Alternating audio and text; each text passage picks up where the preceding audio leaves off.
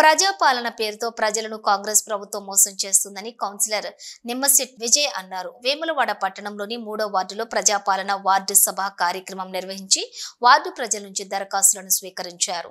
ఈ సందర్భంగా విజయ్ మాట్లాడుతూ కాంగ్రెస్ ప్రభుత్వం ఏర్పడిన తర్వాత ఇచ్చిన హామీలను నెరవేర్చకుండా దరఖాస్తుల పేరిట ప్రజలను మోసం చేస్తోందన్నారు.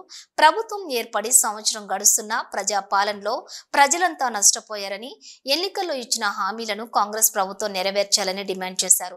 లేకపోతే రానున్న రోజుల్లో ఈ ప్రభుత్వానికి ప్రజలు బుద్ధి చెబుతారన్నారు.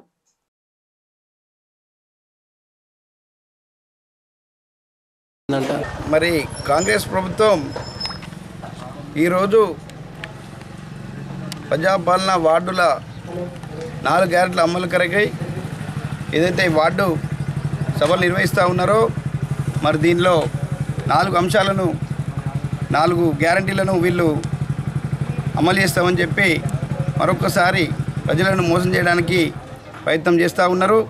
మరి ఏదైతే రేషన్ కార్డులు అందరికీ ఇస్తామని చెప్పి మరి ఇక్కడ ఉన్నటువంటి స్థానిక ప్రజాప్రతినిధులకు కానీ, రెవెన్యూ అధికారులకు కానీ, మున్సిపల్ అధికారులకు కానీ, మరి సివిల్ సప్లై అధికారులకు కానీ తెలియకుండా హైదరాబాద్ నుంచే ఈ ప్రభుత్వ యంత్రాంగం మరి కులగణన ఆధారంగా 360 డిగ్రీతో వాళ్ళు ఏదైతే ఈ రేషన్ కార్డుల లబ్ధిదారులను ఎంపిక చేయడం జరిగిందో వాళ్ళు వార్డు సభలో ఆమోదం చెప్పాలని చెప్పి అంటూ ఉన్నారు. అదేవిధంగా ఇందిరమ్మ ఆత్మీయ భరోసా ఏదైతే రైతు కూలీలకు 12,000 సంవత్సరానికి ఇస్తామన్నారో మరి మున్సిపల్ పరిధిలో మరి 20 రోజులు ఉపాధి హామీ పనులు చేయాలట.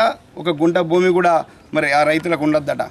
మరి దాన్ని కూడా ఎగ్గొట్టే ప్రయత్నం చేస్తూ ఉన్నారు. అదేవిధంగా రైతు భరోసా మరి 15,000 ఇస్తామని గతంలో చెప్పి దాన్ని 12,000 ఇస్తామని చెప్పి మరి ఇప్పుడు ఏదైతే ఈ శాతపల్లి క్లస్టర్ పరిధిలో 5 ఎకరాలలో ఉన్నటువంటి క్లస్టర్ పరిధిలో మరి 2,595 మరి వ్యవసాయ ఆమోదయోగ్యమైన పంటలకు ఇస్తూ ఉన్నారు. సంతోషం.